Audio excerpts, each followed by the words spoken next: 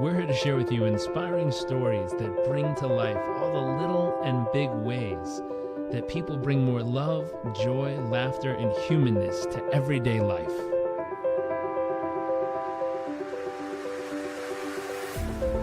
Our focus is the hunt for those little moments that refuel the human soul and reminds us what life is really all about. I invite you to sit back, enjoy the moments, enjoy the stories, the adventures, and the journeys.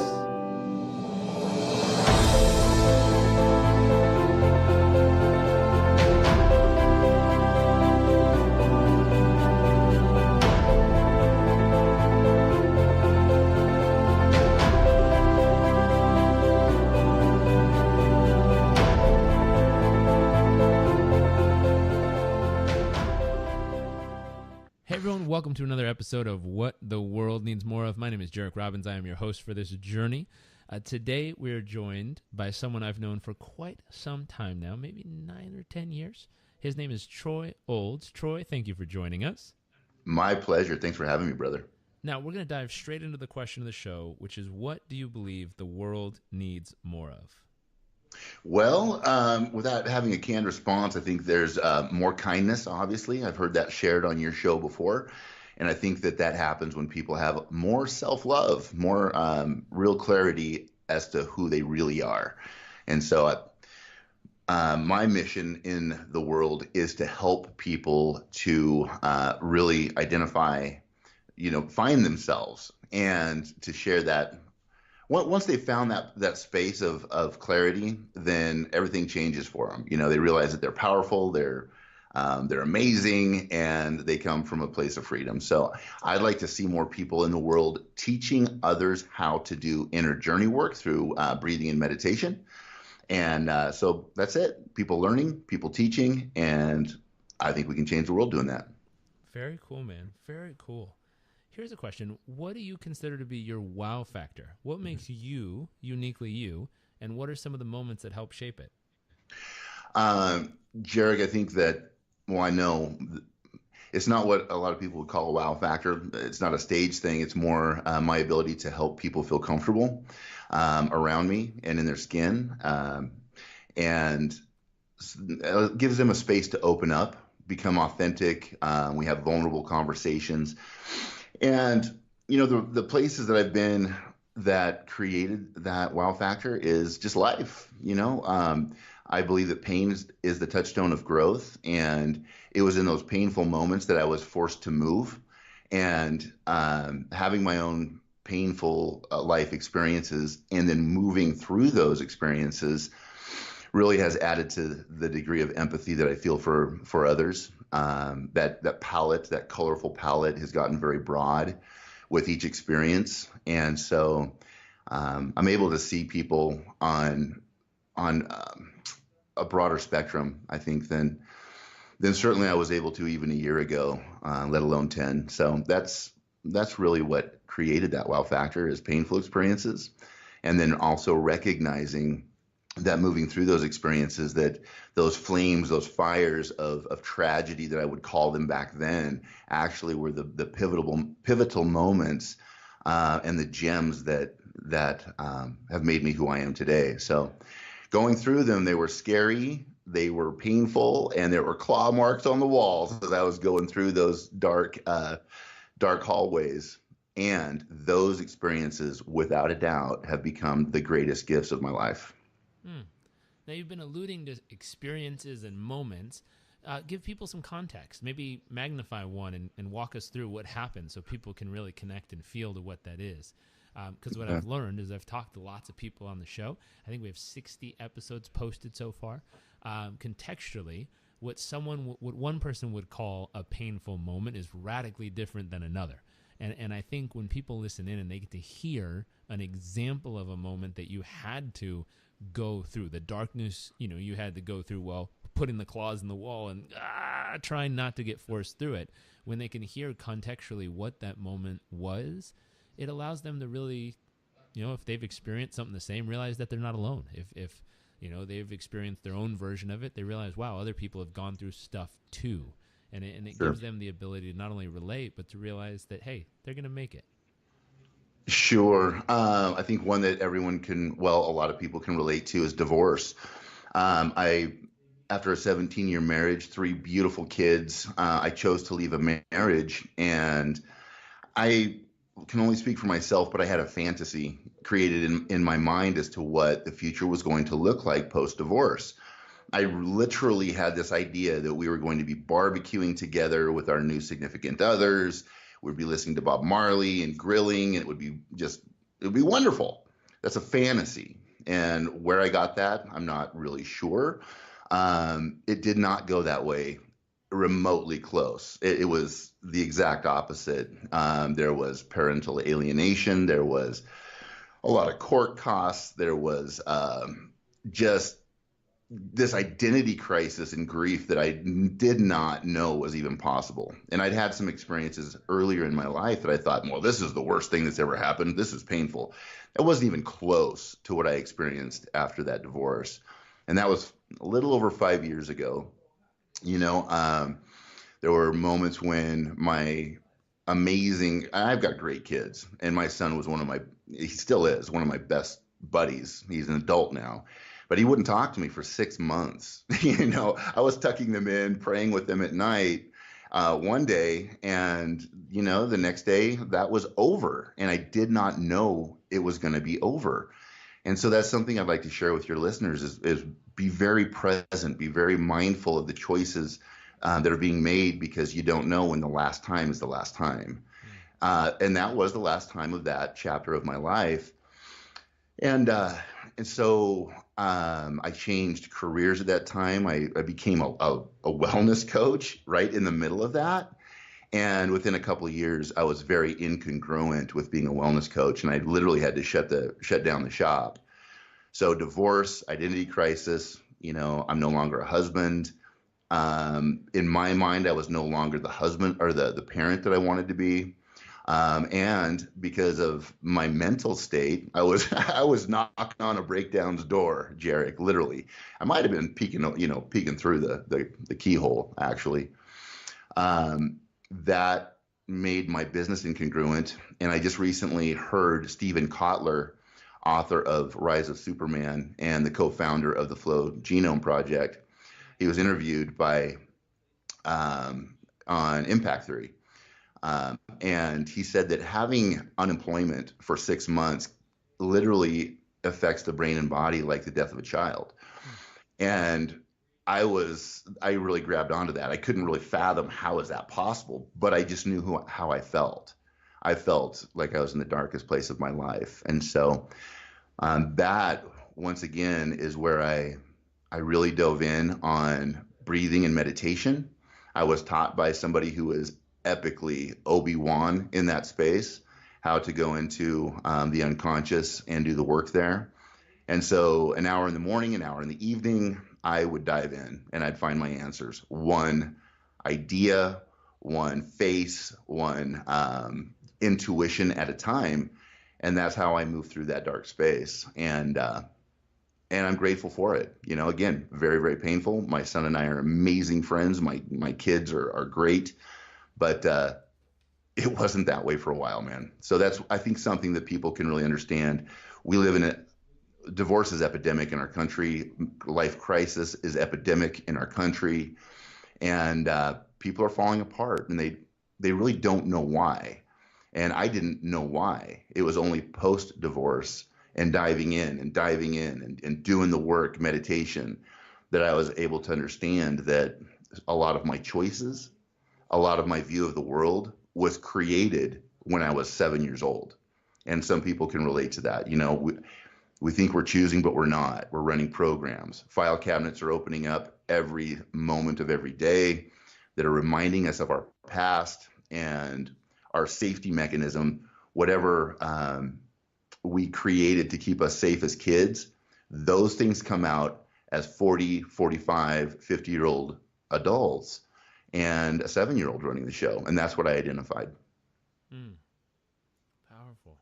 Now, this might seem like an interesting question based on everything you've just shared, but what's a moment along that journey that made you feel incredibly humble? So we're going to peel back. I'm actually very excited that I'm having this conversation with you, Jarek, because um, I know that we can become stuck in stories, and I'm not stuck in stories anymore. I know what happened.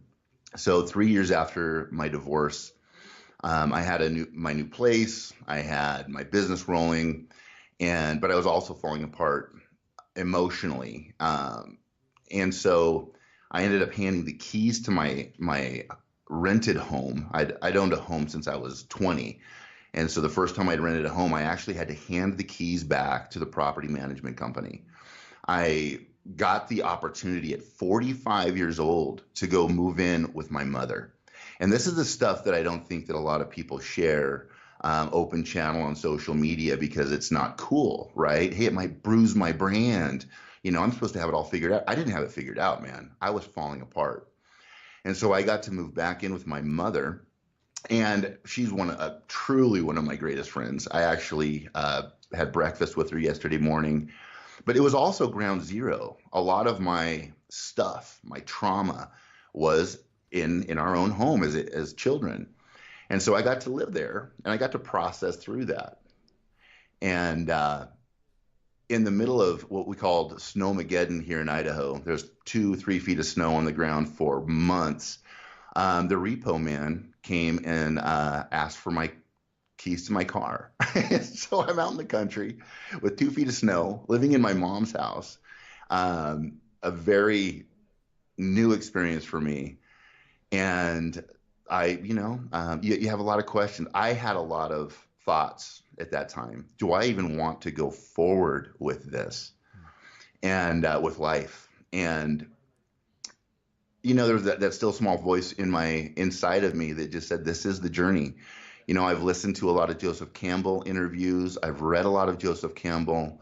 I linked that up with Carl Jung. I am an active member of 12-step programs. So I understand how to do the work. And the answer was always just keep going. That my soul would just say, just keep going. And so that was very, very humbling. That was something that needed to happen in my life, because one of the survival mechanisms that I created growing up was that I was outgoing, that I was, very social, and people liked me, and I was influential. That was a mask. That was one of the many masks I had created that I would put on depending on the situation so that I could, show up and participate in life, but I would go home exhausted. And so what that looks like is I could go into any situation wearing the right clothes, saying the right things, telling you some stories of success from my past, but not telling you the truth about where I was at, which is I'm scared, I'm hurting, my life is falling apart. And I used that for years in my life. And so 3 years ago, living in mom's house at that space, there was just this understanding that I need help. And so I started telling people what was going on in my life. I had to get honest. I had to get open and share what was really happening if I was going to literally survive. And that was a turning point for me.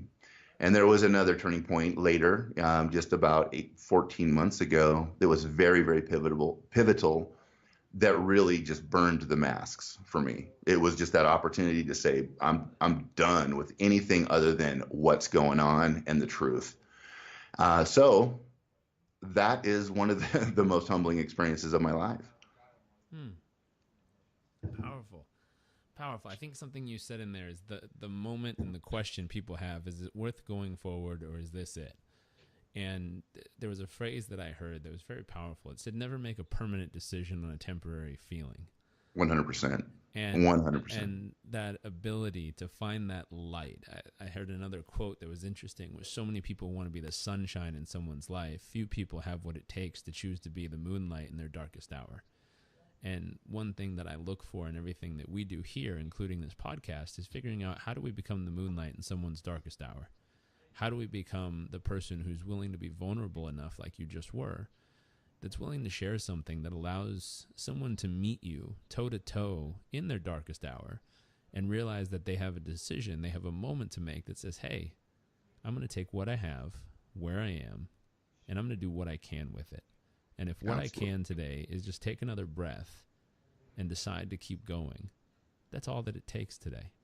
And if tomorrow I take another breath and I find a way to put one foot in front of the other and move, 2 inches closer towards where I want to go, that's a move that's worth a celebration, and that's a move that's worth a high five, a hug, and all the love in the world, an acknowledgement that you're putting in the effort to make the progress, to move in the direction you need to move.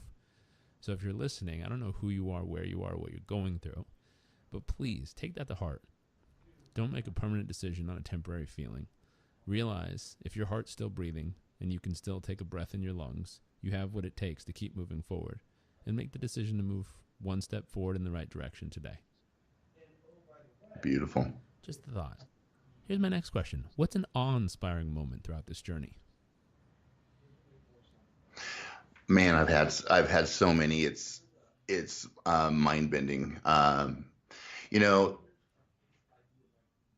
Just the walk of faith. We've there were. Where do I go with this? There are so many. I'll start with the what are small but major. I've been fascinated by how I can come from a very dark place of this is it. I want off the ride, and I can get a big drink of water, and 10 minutes later, I'm thinking, how in the world did I ever think that way? How could I have felt that way? And I know that your listeners have had those experiences where one day is so bleak, so dark, and the very next day they feel like they're on top of the world. Those are awe-inspiring to me. But I've also realized, again, that's life. We're all experiencing that.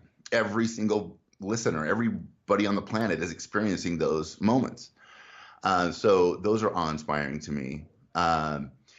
For me, with meditation, doing that inner journey work, what's awe-inspiring to me is to go in with intention, clean things up. And when I say clean things up, I'm talking about going in, putting myself in the body of my 7, 8, 9, 10-year-old self, and just changing the frequency and the perception that is happening.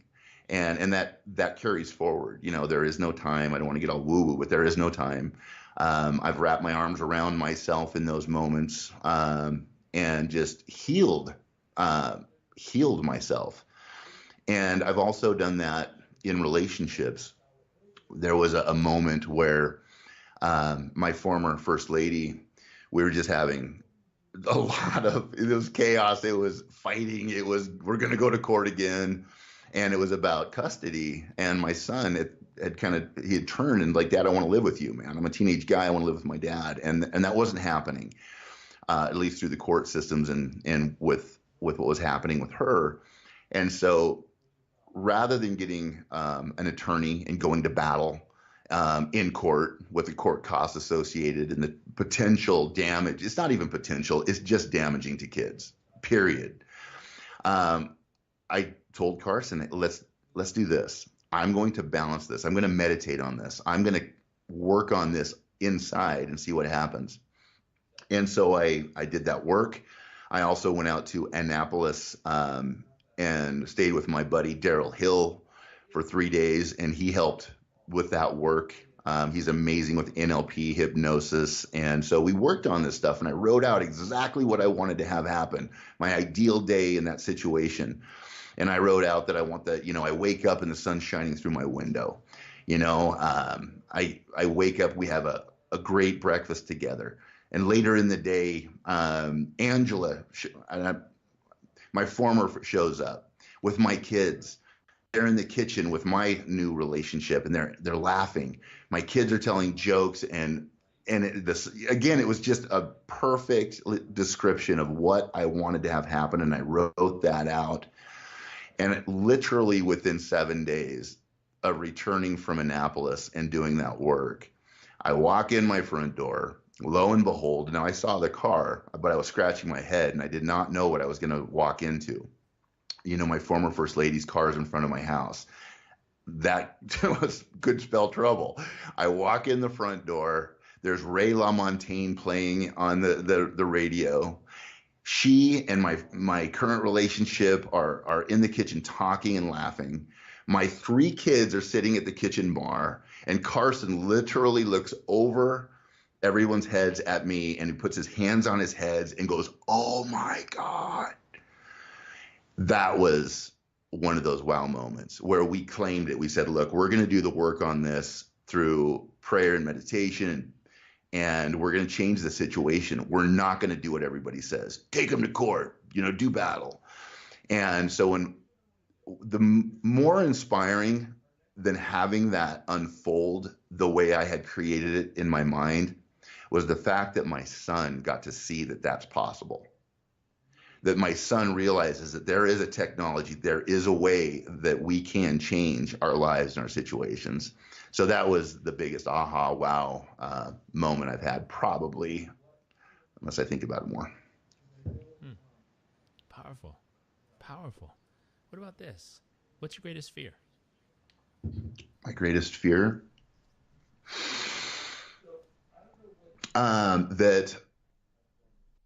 That my life here, that I can potentially get caught up in the bubblegum marbles chalk of money, life, status, which the ego is still alive and well in this one. That I will be drawn off track and not realize, the potential that I set out to have here on this planet. I believe that it was a choice to be here. I believe that I forgot that for a long time, but now I remember. And that's it. Just to get so caught up, confused, and busy with what the world says is important, and not do the work, not be the guy, not become fully realized while I'm here. That's powerful. That's powerful. I think there's something very special in that, and we talked about this yesterday when you and I were chatting, where when we take time to immerse ourselves in environments unlike our own, we realize how magnificent the environment we're in is. Not in comparison or in contrast, just we realize how magnificent it is. I lived in a village over in Uganda with no running water, no electricity, no toilets. To give people perspective, that means there's nothing in the entire town you can go to and turn a handle to have actual water that's sanitary or drinkable come out of. It doesn't exist. There's no infrastructure there. It's just not there.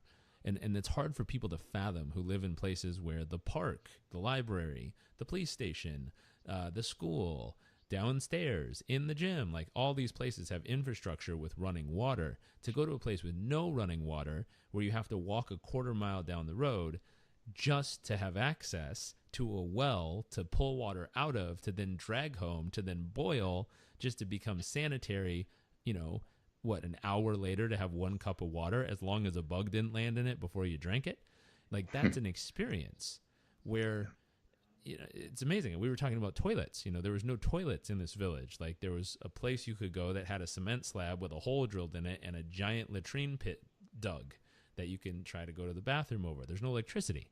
There's no switch you can click that turns on or off something. It doesn't exist in this part of the world. And these are the rural farming villages. When people talk about Africa, they imagine the villages, but the truth is there's beautiful, vibrant, amazing, incredible, well-developed and industrial cities going on all over Africa. Africa's huge. And there's also rural village life still happening. And so when I was out in the villages, I hear lots of people say, oh my gosh, I've been there and I've met these people who seem to have nothing, but they're so happy. And I always stop and I say, well, what are they missing? Do they have joy? Yeah. Are they healthy? Yeah. Are they happy? Yeah. Do they have a community? Yeah. Are they loved? Yeah. I don't understand what nothing is then, because it seems like they have everything. And then people will stop and be like, well, you know what I mean. I'm like, no, I don't. Explain yourself, please.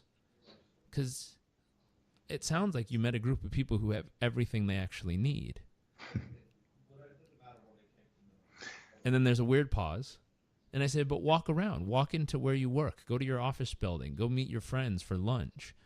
And ask them if they have everything if they have everything they need. And in most places around the world, major cities, people who might be listening to this, you sit down with someone, you say, do you have everything you need? And they go, well, the thing is, I only live in so big of a house, or I rent and I don't buy yet, or I'm in, like you said, I'm living with my mom at that moment of life. And it's like, I really want to get out of this position.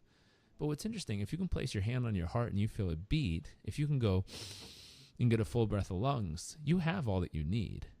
The realization that that's all you need, the remembering that that's all you need, the work that you describe, that you take people through to help them realize that's all that they need, is the game changer. Because the moment someone realizes, if my heart's beating and my lungs can fill with air and I can breathe and I can see and feel and touch and think and move, and regardless, even some people are in the position where they don't have some of those features. I have a friend of mine who was born with, we interviewed her early on the show. She went through 2 double lung transplants and then an open heart surgery, and she's only in her 20s. Oh, wow. And for her, her name's Kayla Haber. She's a wonderful, it's fighttobreathe.org if you want to go see her story. It's a beautiful story. She doesn't have the privilege to get a full breath of lungs when she wants to, or she didn't before she got her second double lung transplant, where they cut her down the middle, cracked her open, it took out the lungs and put new lungs in, hoping and praying that they would actually work this time. She didn't have the privilege for her heart to just naturally beat normally without thinking about it. She had to have her chest sawed open, her ribs cracked. They had to go into her heart and do open heart surgery, sew it all back together, put a tube from her heart out of her body straight through the middle of the front of her chest and body. And if you go on her Instagram and check her out, literally there's a tube coming straight out of the front of her. I'm like, holy moly. What's that? And she's like, oh, it's my draining tube to drain the fluid out of my heart. I'm like, wow, holy crap. And she doesn't have the privilege for her heart to just keep beating naturally and normally without having to think about it and or go have a surgery just to fix it and keep it moving properly. And when you think about that, when you get back to realizing, oh my God, if my heart's beating and I can fill my lungs with air, I have more than enough. When you get to that place, all of a sudden that village is a place that's wildly abundant. Then when you come back to your city, you realize how amazing it is. Not in comparison with the village, you realize it was always amazing. You just couldn't see it before because you were in contrast with stuff. You were in contrast with what you were being sold. The masks, the identities, the media, the play of the world that's telling you you're not enough. You don't have enough, and you're not loved enough. Therefore, you have to do something, be something, create something, develop something, design something, or go somewhere to finally be able to say yes to those 3 little checkboxes. I think the work you do is absolutely powerful and magnificent because it gives people the ability to get back to the realization that they are enough, they have enough, and they're loved enough. Everything from there is just the bonus world and a lot of fun. Love it, brother, and blessings to your friend. What an awesome story, and thanks for sharing that. It's so true.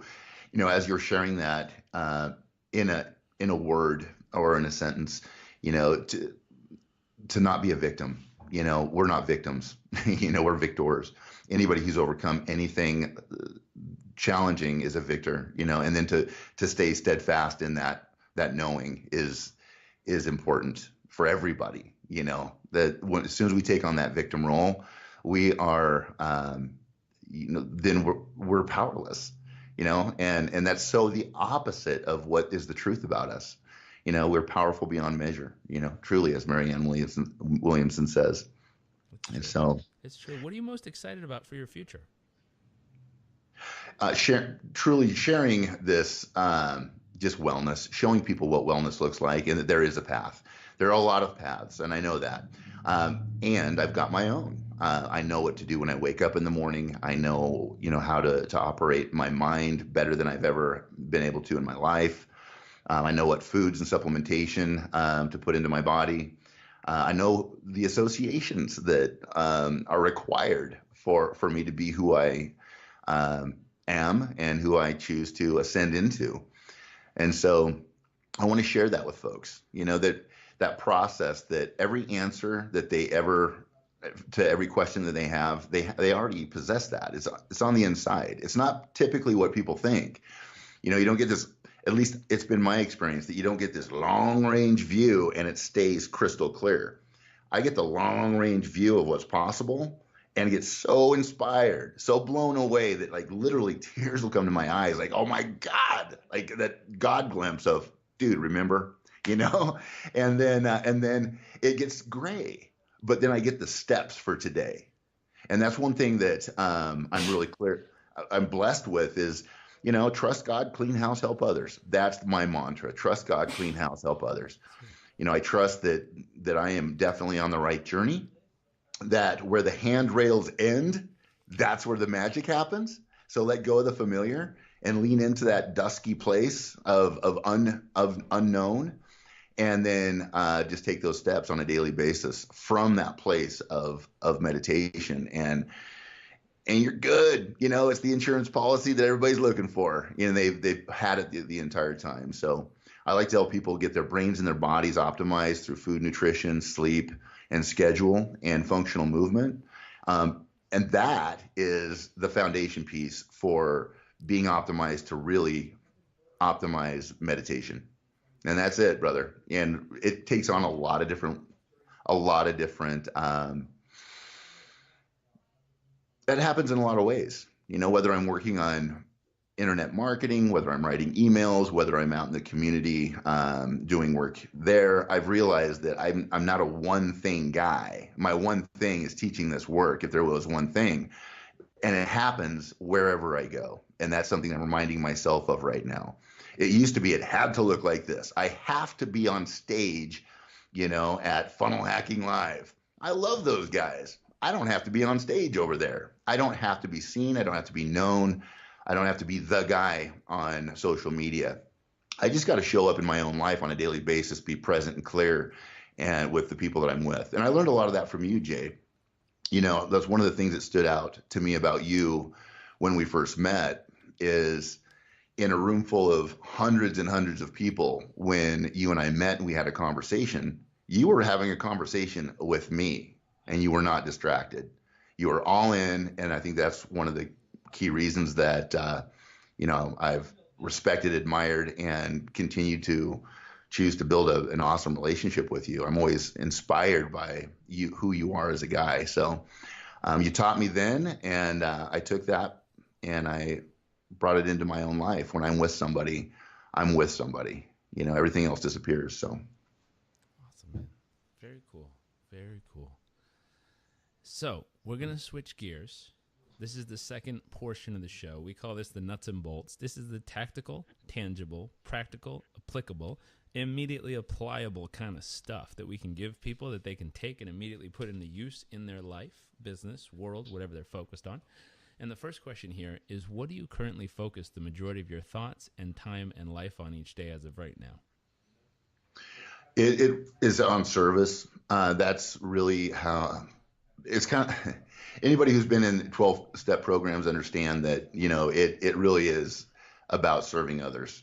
Because by design, and I'm that guy, you know, in the past, it was all selfish, self-centered, driven by 100 forms of fear. And maybe, you know, you don't have to be any type of addict, alcoholic to have that kind of that feeling. That's the majority of people. Some of us just took on ways to check out different than others. It can be money, it can be sex, it can be overeating. I got the umbrella. You know, you put everything under the umbrella, and that's me, man. And so literally, for me to have a life worth living, I've got to serve others. I can help myself so long as others are helped. And so that's what I do. That's what I did before this interview this morning. Is I sat and I opened up my pranayama box breathing app, and I put some binaural beats in the background of that. And I sat in my chair, and I did my breathing. You know, I breathed light in through the top of my head. I cleaned my own body with light, and then I shared that with every person that I'm in relationship with right now. You got some this morning, by the way, Jay.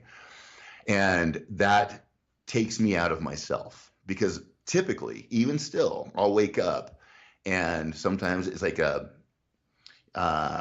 there's these cats running around in my head, thoughts, and I can lay there and I can let those cats run around and waste my time, or I can get up and I can do what I did this morning, open the breathing app and go right into the work. And that's what I do first thing in the morning is I focus on who I am going to be who I'm going to help, who I can help. And I remain open to that. Powerful.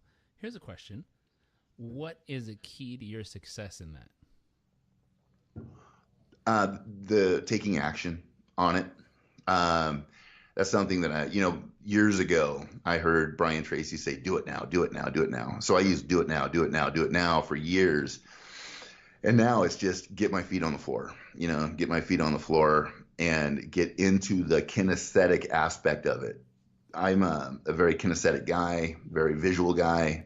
And so I've learned that I've got to begin moving my body. So I'll get in literally that movement. And I'd love to share this with your audience. I can do some videos or whatever, so they can see the actual kinesthetic movement to lateralize my brain. It takes about 3 minutes, and then I'll sit down and I'll go into process. And so it's about taking action. Thoughts, ideas, dreams are ethereal until we start moving. When we move, the cosmic cogs of the universe start to go into motion. And then, what that looks like is people that you don't even know get a thought or an idea and is introduced to somebody who happens to know you, and you get a phone call. That happens when we take action, right? And so taking action is critical. Don't just think about it, do it, move. Absolutely, man. Here's my final question. What is one, and you kind of just gave it, but we need another one. What is one actionable tip to help others listening experience the kind of success in their life that you've been able to create in yours? One actionable tip. There are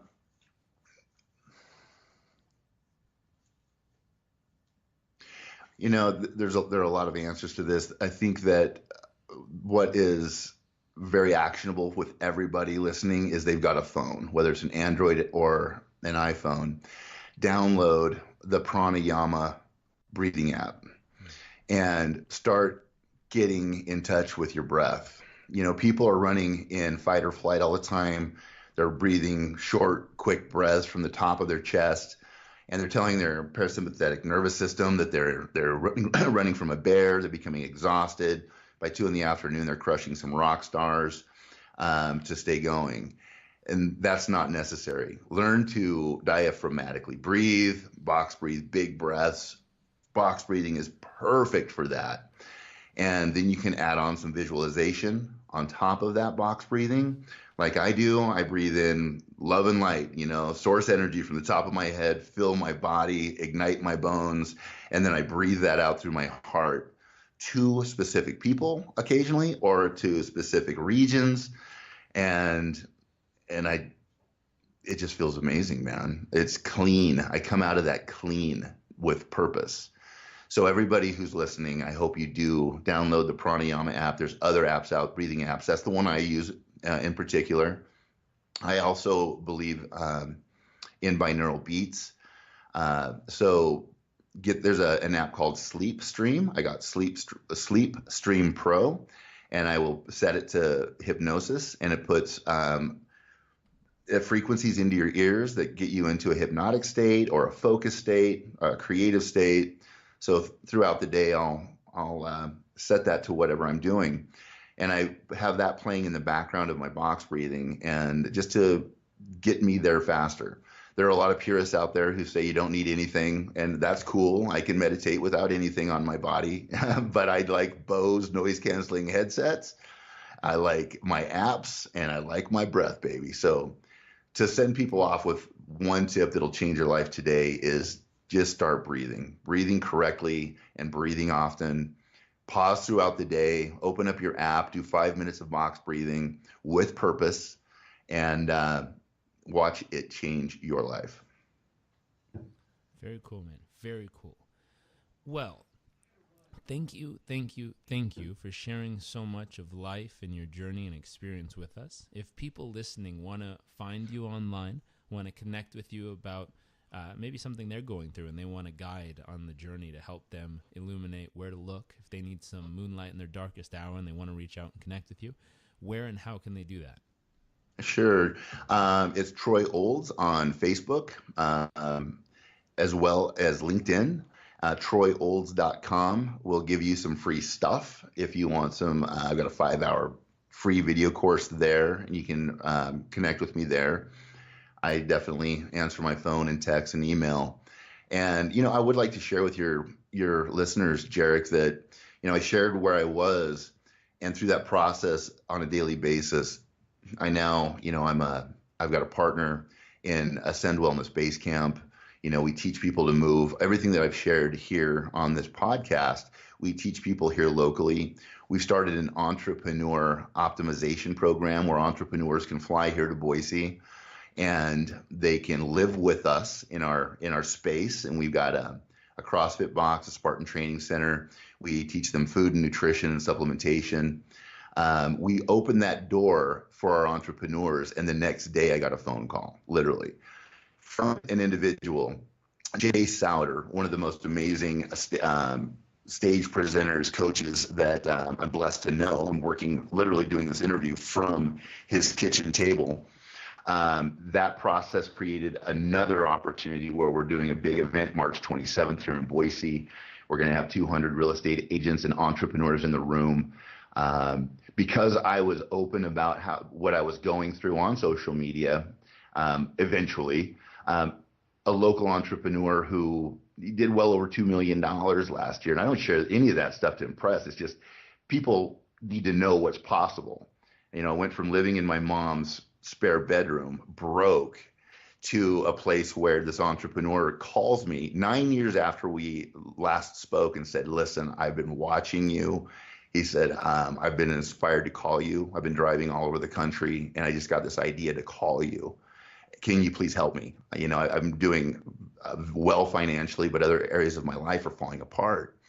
And so the right clients are showing up at the right time with the right amount of equitable exchange of my time and their money, which is when we do these relationships of client-coach relationship, it's just a trait of life. And life is in full color again. And so I just want to really emphasize to folks who are going through the dark night of the soul, so find your tribe. Find people who will keep you above the line, that you're a victor, not a victim, and do this work. Just realize that this is one thing that was mentioned to me is like, Troy, you're acting as if this moment is going to last a lifetime. It's not. It's a moment and it will pass. And so there are things you can do, people you can associate with that will allow you to move through that with new eyes. And so that's it, brother. That's what I got for you, my man. Very cool, sir. Very cool. Well, thank you again. And for everyone tuning in, if you heard something that resonates here, if you heard something that you enjoyed, or a friend or family member or colleague needs to hear, please share it with them. We believe that sharing is caring. We like caring people around here, so make sure to share. And we very much look forward to seeing you all for next episode.